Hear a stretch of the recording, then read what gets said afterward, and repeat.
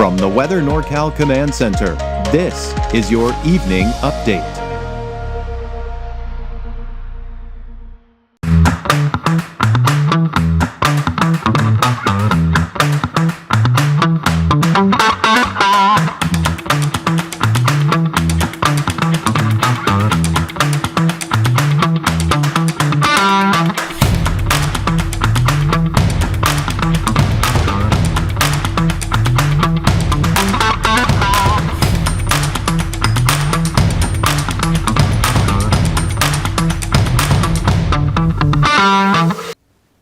Hello everyone. Well, the thing is, the fires, they're always changing. And if you want to know what's going on with the fires 24/7, the best place to go is to weathernorcal.com.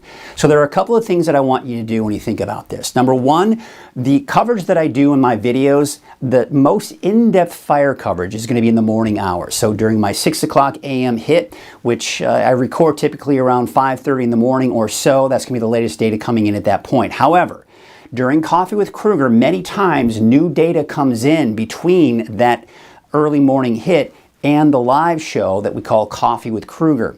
So after I do the live show, it's recorded and I put it on a separate page that you can connect to. So click on this banner you see right here where it says Coffee with Kruger weekday mornings at 7 a.m. and you'll be able to watch Coffee with Kruger recorded, the latest one, and get the most in-depth and the latest data coming in for the fires. Now again, if you want to just kind of check to see what's going on, then all you have to do is right below that, fire danger, click on this. It's a one-stop shop. You'll be able to get to basically where all the fires are, and all of the information that you need for the fires. It's all right there on that page. So go to weathernorcal.com, click on either the fire danger section for the latest on the fires that you can just kind of check the graphical maps, or you can watch the latest video that I record in the morning. So check that out. It's a great resource for you. All right, let's take a look at the weather headlines because it's heating up once again. We've noticed it today. We'll notice it for the next few days, but it's still going to be hot and dry, which keeps that fire danger elevated. Now, this weekend, if it wasn't just the heat and the winds, now we've got to deal with the potential for lightning as we go into the weekend and maybe even early next week. But one good thing we can pull out of the forecast is highs will be getting closer to normal by Sunday and next week. Now, the normal highs are around 100 degrees in the valley, but at least we'll be closer to that instead of 110, 115. In fact, if we take a look at your neighborhood forecast for tomorrow, we're close to 115 degrees in the valley, right? Hazy, smoky for many of the mountain locations here, including the eastern mountains. Temperatures there, most likely over 100 degrees. But for the coast, all right, looking at temperatures more like the low 60s for your daytime highs tomorrow. Now the smoke, we are seeing smoke from main areas of smoke are coming in from the Shelley fire and the fire in southern Oregon. So what's going to happen is a plume of smoke will come from both of those through the night tonight and into tomorrow morning. And I think these areas here is where you're going to see the most amount and most visible haze. It's not going to be super thick or dense. You're not going to smell smoke, but it'll be a little bit more noticeable than many of you may have been experiencing, especially around Redding and Red Bluff. But Chico doesn't look to be quite as much of a problem. Now we go into your Thursday night, Thursday afternoon. There you can see most of the smoke is around the fire, right? Shelley fire. This really won't be all that noticeable as far as haze is concerned. Maybe just a slight little tint of orange, but that's about it. There's another plume of smoke coming in from the southern Oregon fire. So by Thursday night, it's over eastern portions of Siskiyou County, making its way to Modoc County, and the Shelley fire producing a little bit of smoke, but not a ton of haze elsewhere. Just a little bit, just a faint haze, but you won't smell that smoke. Now the winds, the trend will continue. The winds fairly calm in the morning hours, and then the afternoon, they unfortunately pick up 15 to 20 miles per hour, kind of scattered throughout the valley and the higher elevations. So that can create problems, especially when fighting fires, right? Because if you get those winds gusting upwards of 15 to 20 miles an hour, that's enough to create problems. But one of the good things that we are seeing is at least we're seeing decent relative humidity recovery at night. Now what that means is it's very dry during the day, but typically at night as it cools off, we start to see the humidity levels begin to go up. And we're seeing that for the valley and even the mountains. So that's a good thing we can take out of this. But by the afternoon, still very dry, single digits and teens, even for Trinity County and western Siskiyou County. Again, see that decent recovery, although not as good of a recovery, by the way, for Friday morning. You can see how the humidity levels are lower, especially in Trinity County. And then, of course, very dry again. In fact, we're getting close to the single digits for Weaverville and Hayfork, and just barely in those teens here for places like Etna. So it looks like it'll be drier even going into your Friday. So the Thursday fire weather risk, high to very high in the valley. Typical what we've been seeing here the last several weeks. Spotty areas of the high fire danger, especially for Modoc County and Lassen County. Now we take you into Friday. It looks like slightly higher fire weather risk here. We get into that high, very high to maybe even extreme for parts of the valley. But check out Trinity County. We're beginning to see more of that high category, including western Siskiyou County, and of course what we'd expect in Modoc County and in Lassen County as well. So these are things that we need to take into account. Now another thing I was mentioning, remember in the headlines I was talking about the potential for thunderstorms. I don't think they're going to be quite this far north on Friday, but this particular forecast model is picking up on the potential for the red areas being where they have the best potential for lightning strikes on Saturday and then again on Sunday, mainly to the north. Now, what we can take from this is I don't 100% agree where all the thunderstorms will be, but I can tell you there is that potential. And we'll get into where those thunderstorms will be here in just a second. Let's talk about the heat now. We're noticing it's not as lit up with colors off to the north because the heat wave is beginning to move out of the Pacific Northwest. But we're going to keep the heat wave at least through the end of this week, if not even into this upcoming weekend.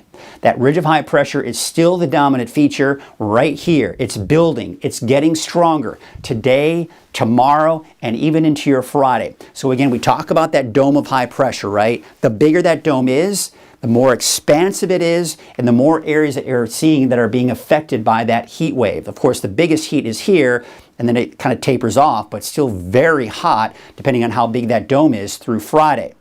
But watch this. A couple of things I wanted you to take note. We're just going to take you all the way through the weekend and next week.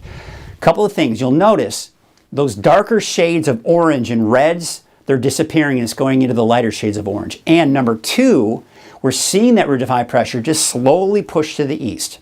So there are two reasons. There's one reason for that, really, and that is we've got these storm systems to our north that are riding over the ridge, and it's doing two things.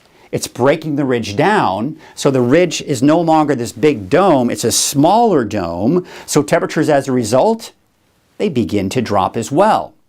But also, what's helping that is the fact that it's moving farther away from us. So that also contributes to the cooler temperatures. So instead of 115, 110 in the valley, we're talking temperatures just around 100 degrees and slightly higher.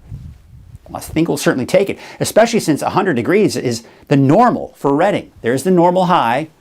We're getting closer to that by Sunday. We still got to get through this, at least through Saturday, but see how the temperatures are dropping back down closer to where we are typically this time of the year.